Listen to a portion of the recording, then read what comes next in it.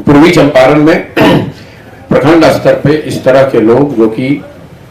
इसमें जुड़ना चाहते हैं, इसके संस्थापक बनना चाहते हैं, वो एक बहुत बड़ी संख्या है। 8 जनवरी को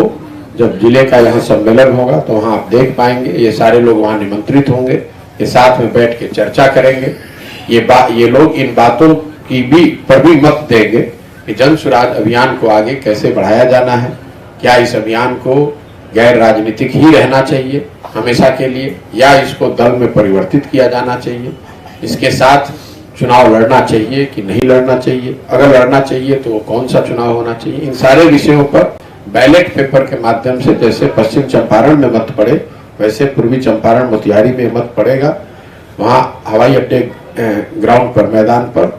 जो जिले का सम्मेलन है उसमें इस बात को लेकर सारे लोग बैठेंगे, चर्चा होगी और आगे का निर्णय लिया जाएगा। जो लैंड रिफॉर्म बिहार में पिछले 40-50 साल 60 साल में कभी नहीं हुआ, भूमि सुधार नहीं का कानून नहीं पास किया गया, भूमि सुधार की दिशा में कोई प्रयास नहीं किए गए, उसका परिणाम ये हुआ है कि समाजवाद के नाम पर राजनीति करने वाले लोगों के शासन, लंबे शासन काल के बाद भी बिहार में, रूरल बिहार में करीब करीब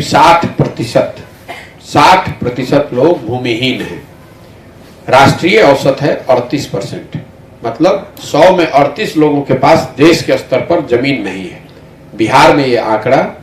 60% है, बिहार के स्तर पर 55, ग्रामीण विकास में 60%, मतलब 100 में 60 आदमी के पास तो 1 इंच जमीन है ही नहीं। अब जिसके पास जमीन नहीं है, शिक्षा आपकी ध्वस्त है, जमीन उसके पास है नहीं, तो स्वाभाविक तौर पर उसके पास पूंजी है नहीं कि कोई रोजी रोजगार व्यापार कर लेगा, तो क्या बनेगा, मजदूरी बनेगा। इसीलिए आपको लाखों की संख्या में लोग मजदूरी करते हुए या मजदूरी की चाह में, मजदूरी की खोज में घूमते हुए लोग नजर आते हैं। इसके साथ साथ 2 बड़ी योजनाएं जो केंद्र की चल रही हैं राज्य और देश के स्तर पर, एक है प्रधानमंत्री गरीब कल्याण योजना, जिसमें व्यक्ति को या लाभार्थी को 5 किलो अनाज मिलना है हर महीने। बिहार में करीब करीब ये मानक बना दिया गया है और लोगों ने भी मान लिया है कि ये 5 किलो नहीं 4 किलो ही मिलता है, कहीं 4 कहीं 4.5। दोनों जिलों में घूमने के बाद मैंने जो पाया कि ये सच्चाई है कि लोगों को 4-4.5 किलो ही अनाज मिल रहा है। जो लोग इससे जुड़े हुए हैं उनसे लंबी बातचीत से पता चला कि ये 4 किलो अनाज इसलिए मिल रहा है क्योंकि हर महीने